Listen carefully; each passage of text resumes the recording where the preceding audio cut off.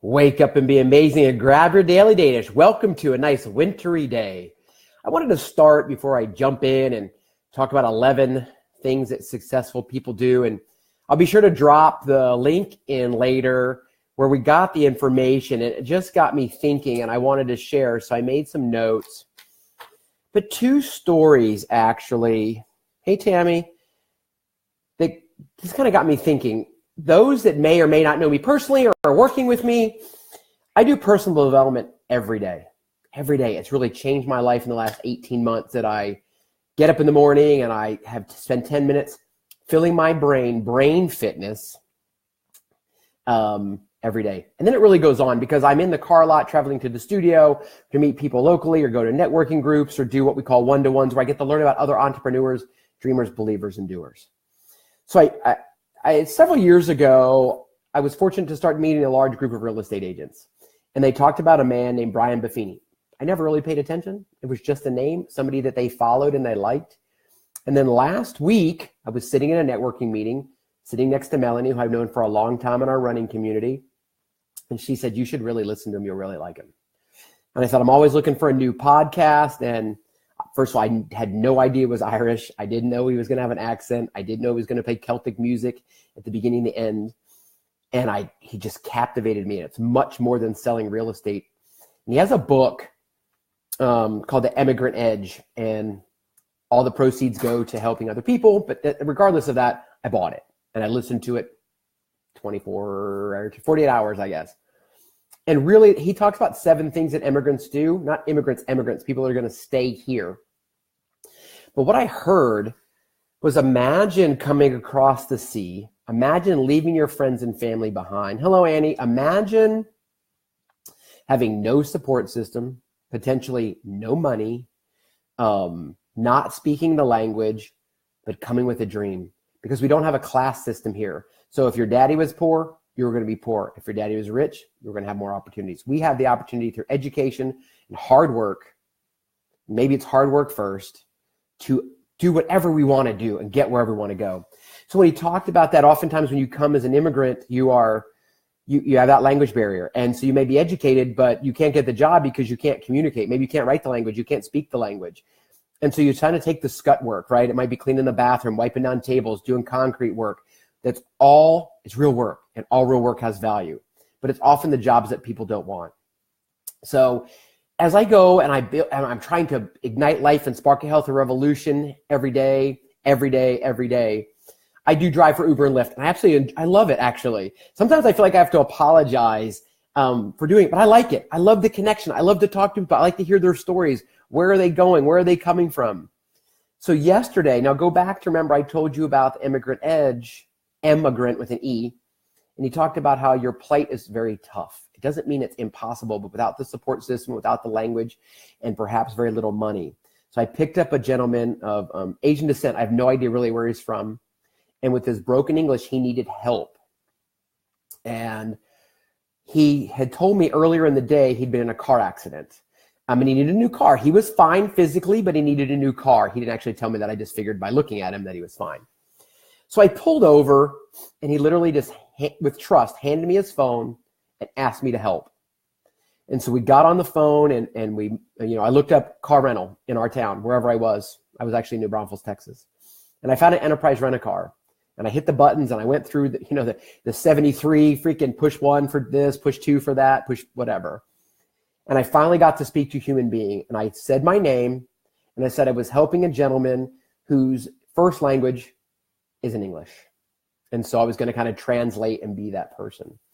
Through several minutes of talking to the woman on the phone, to talking to his name was D-U, what he had, what he wanted, where he wanted to go, we were able to secure him a car. I drove him to the enterprise rent-a-car. I made sure I walked in with him to make sure it was the place Travis wanted to be and needed to be. And as soon as I walked in, they took care of him. He shook my hand and had a big giant smile. So it was just super, super cool. And I don't know if I believe I would have helped him no matter what, but having read that book and understanding that oftentimes when you're trying to better yourself, it seems like you get kicked in the teeth over and over and over. And the proverb says, if you get knocked down 7 times, you got to get up 8. The second story I heard today was a gentleman that we're about to potentially work with. And he's diabetic and he's overweight. And thank you, Tammy. And we sat for a long time, and long enough that the temperature in Texas probably dropped 10 degrees, and I was wearing shorts and a t-shirt, and I was just shaking, but I was listening. And I think the biggest gift you can give somebody is your attention, eye contact, attention, because we're distracted all the time now, all the time, and we're chasing shiny squirrels. So I sat and I listened intently. And he said, he has given his life to God and to follow his calling, except for one thing. He said everything in his life, and he talks to his children about it, except his own health and food. And I found it interesting, right? And then he said, and I truly believe he was holding back tears, right? And he said, I vowed to myself as a little boy, I would never go hungry again. And he said, I went hungry at night more times than I'd like to count. And I knew that I was going to make enough money that I would never go hungry again. Because I have to let go of that. I have to if I'm going to put my life in God's hands, I have to put it all in God's hands. I often share stories about my father, who was overweight and a giver beyond a giver and had abundance, right? So if he was going to have 4 people over for dinner, he bought enough for 8. He had 8, he bought enough for 20. And he was always giving, always giving. And that's what this gentleman said too. Same thing, because he experienced hunger and he experienced tears as a little boy, and he never was going to do it again. So it's something, he's almost 50 years old that we're going to have to work through. So we talked about, instead of worrying about the abundance of food because he has the ability to buy food for himself and his family, is to eat good food, the best food you can. So I just found those are fascinating stories that I hear every single day. People share and they open up, and we have to peel back that onion if we're really going to make progress. There's my cat, as a lifestyle wellness coach. Live video. He was just meowing so loud I couldn't put him away. Anyway, so that's what it's about. It's about the connection. It's about the community. And the 3 C's to success are connection, consistency, and community. Or actually it'd be connection, community, and consistency. So have that connection. I had to share those stories because that's what fires me up each and every day. If the cat jumps on me and I scream, just laugh and share the video, I guess. So let's talk about the 11 steps. I absolutely love them. I do many of them every day. Come here. Stand by. Stand by. At least cats have 9 lives. So they prepare for the next day. That's number 1. I'll come back and we'll write them in and we'll share the link where we got these. They prepare for the next day. The example for me would be, I use Google Calendar to prepare so I know who I'm going to meet with, who I'm going to talk to, when I'm going to update my website, when I'm going to talk to Annie, when I'm going to call Tanya, when I'm going to get my workout in, all those things. So before I go to bed at night, I look at it. If I was going to go to a gym and getting up in the morning was difficult, I don't have to do my hair and pull my hair back or put on makeup, but I still have to get dressed and I still have to put my contacts in and all those things. I would put my gym bag in the car, from, my toiletries to the whole thing. So it's one less thing at 4, 5, or 6 o'clock in the morning, whenever your morning is, that you have to do. You set yourself up for success by preparing for tomorrow. So do you do that? And if you don't do that, could it make your day better? Excuse me. I found some of this interesting. So they stop working. So when they come home, many of us now work from home, but there has to be a stopping point. When Jessica Rodriguez of the Daydream Achievers interviewed me for her podcast a little over a year ago, one of the final questions she asks is, if you could give yourself advice from the day that you started your business, what is the greatest piece of advice you could give? And I said, I would have set a schedule. So I would have had a start time and an end time. It's much easier said than done when you know that without helping people and then receiving payment for certain services. But if I had said it at the beginning, it'd be easier now, 2 full years later with brick and mortar, over 3 years of Dane Boyle Fitness full time. But you stop working. Pick a time, unplug, and stop working. Stop working. They connect with loved ones. I think that's huge. They connect with loved ones. They go home, and it may not even be home. It could be their friends, their buddies, their pals, their girlfriends. They connect with people. There's a human connection. There's a bond. They share stories. Think about it. When I sit here and share a story, it's no different than you and I are sitting at a restaurant or at a bar or at a conference. We're going to get to know each other by sharing stories. So they connect with the ones they love. And I will tell you, the ones you love, you should tell them you love them and never think that they know it. Tell them more times than you just keep saying it and saying it and say it. They also sit down for dinner. We did that when I was a kid for the longest time. And the further my dad got into medical school and came home later and later, we kind of got away with it. And I know that oftentimes people sit in front of the television or TV trays, and I was a 70s kid and we had TV dinners and that was the big deal. But it said that they actually unplug for 15 to 30 minutes and they sit down at the table. Sit down at the table. So it's important. And what's interesting in our house, Allie, Tanya's daughter, actually is the one that asks us to sit down at the table. When sometimes at the end of the day, I'd rather just sit in my nice leather chair with my food in my lap, but she wants to connect with us, and it's important, and we will always and continue to do that. 5, they read for pleasure. I think this is huge.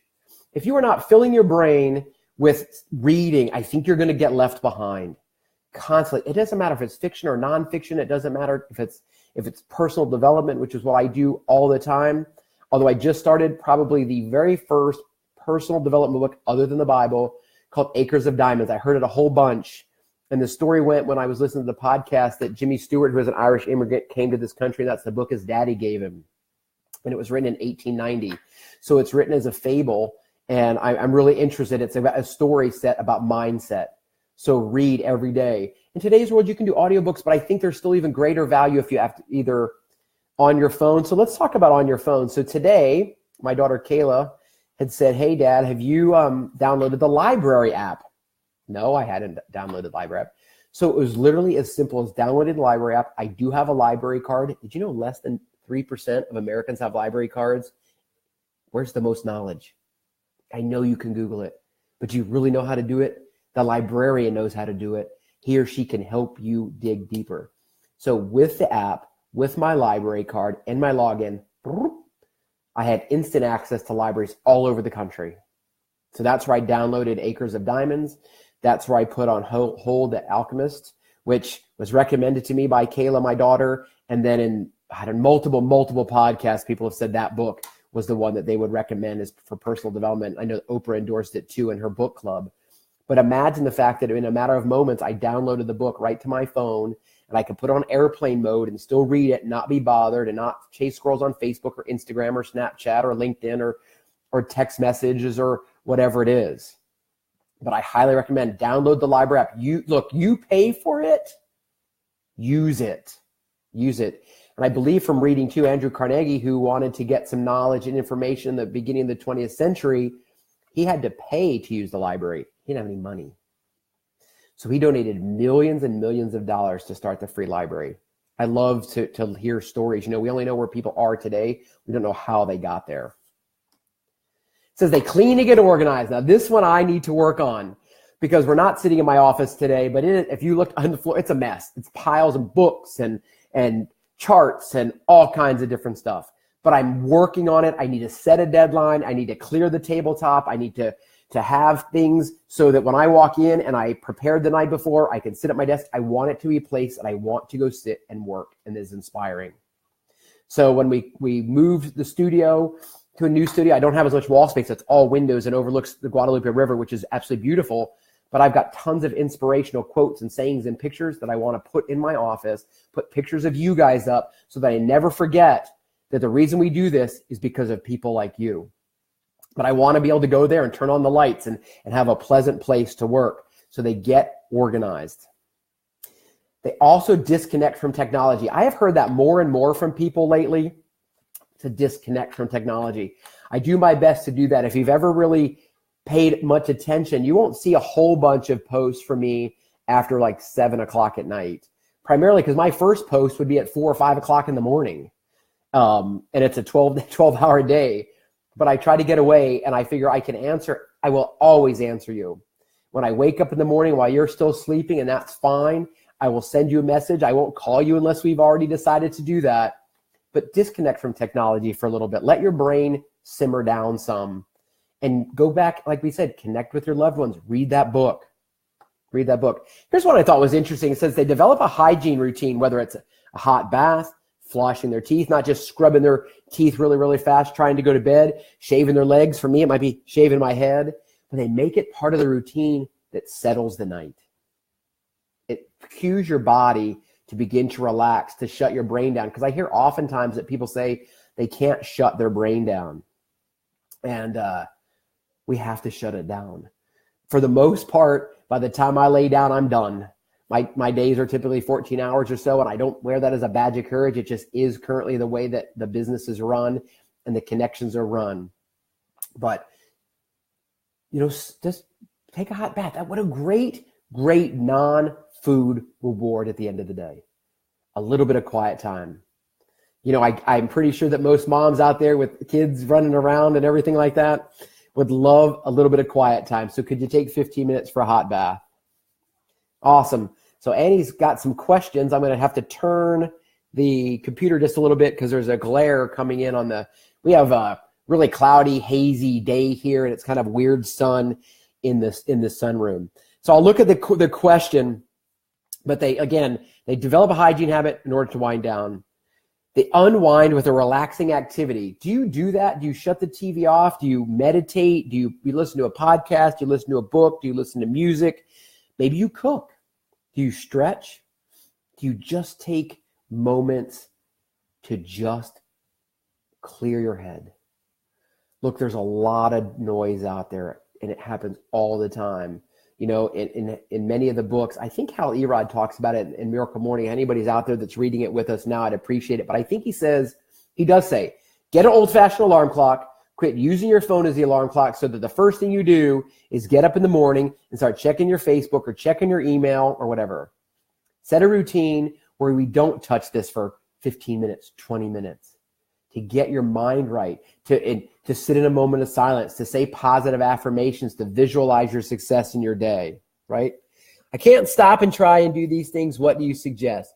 So here, look, I haven't gotten to all 11 yet, but I always talk about one. What is the one thing you can start today and continue tomorrow? So even talking about the gentleman that talked about the fact that he went hungry as a little boy, and he vowed to himself he would never do that again. And he has to overcome that now that he has the money to buy food and shelter. So we talked about water. When it comes to the physical fitness side, I always start with water. So yes, we're going to try to get you up to X number of ounces of water most days of the week. But if you're not a water drinker now and you don't carry a big water bottle around like I do, but I've been doing it for a long time before I even knew the benefit of it. I just happened to be one that liked water. But say you're drinking here, say 8 ounces of water, and that's what you drink on average for 3 days. Add 8 more ounces. So, I would go through, and we're going to list these. So which ones, and 10, I still have number 11 to do. So let me do number 11 quick. Hey, Lida, great workout today. Number 11 of things that successful people, they go to bed at the same time. They build a routine. So I'll use Dodger, who's not in here. You saw Carl the cat, but Dodger is a Border Collie Australian Shepherd. So energy like this. And there came a certain point when she was a puppy that I'm like, I just can't throw the damn ball anymore. And so like a kid, I would say 9 o'clock is bedtime. And we did it, and we did it, and we did it, and we did it. Dodger's coming up on her 5th birthday. And if we're up after 9 o'clock, and I'm like, where's the dog? Well, you know what? She's laying down in the laundry room, getting ready to go in her kennel, because she goes to bed at the same time every day. At the opposite end, after reading the Miracle Morning, I now get up at the same time Monday through Friday every day. And actually most of the time on the weekends now, because I needed that routine. I needed the routine in order to be successful. I didn't want to sit on my nightstand. I was still using the iPhone as my alarm clock. All right, so I have a client, I have a champion, I have a session at 6. Okay, I get up at 4:30. I have one at 7. I can get to 5:30. It's just set. It's just that, and on Tuesdays and Thursdays, I actually do get up 15 minutes early because I start a little earlier. But it's just the way we have to do it. So I'm going to review too for those that didn't do it, and I'll go a little faster. So if you have any questions, comments, concerns, one of these fires you up, hit some hearts and likes and let me know that you're there, because we just want to give you the successful tips. So if you'll notice, very seldom do I come in here and talk about how to do a push-up or how to do a squat. And I can do it. I mean, I can tell you the form. I can cue it. I can do it. But it's about more than that. It's about mindset. It's about lifestyle. It's about health. And health is wealth. So success leaves clues, which is why we chose to talk about the 11 things after research was done that successful people do. Whatever you deem to be successful. So they prepare for the next day. They pick a time to stop working. They connect with loved ones. They sit down for dinner. I do believe that's a lost art.